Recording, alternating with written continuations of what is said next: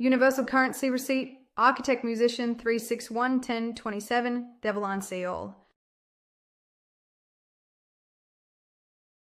George Bridgetower lived 1778 through 1860, was a violin prodigy and composer of African and European descent, born in Poland or possibly Germany. His father was believed to be of West Indian, possibly Barbadian or Caribbean African origin, and his mother was European, likely Polish or German. He was a child prodigy, and yes, by his teenage years, he was already touring royal courts and performing for nobility. He eventually caught the attention of Prince George and then later King George IV of England, who became his patron. Bridgetower was well educated, fluent in several languages, and known in elite musical circles.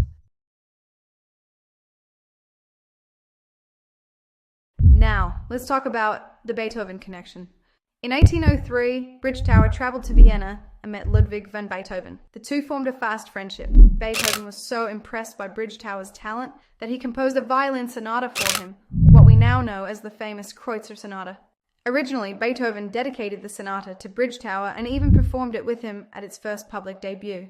Bridgetower played with such skill that Beethoven reportedly jumped up mid-performance to embrace him. But here's where history took a turn. Shortly after the premiere, Bridgetower reportedly insulted a woman whom Beethoven admired. Some accounts suggest he made a passing joke. Beethoven was furious.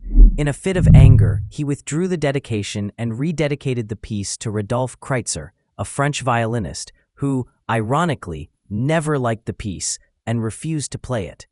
Because of this, Bridgetower's name faded, and his connection to one of Beethoven's greatest works was almost lost to time.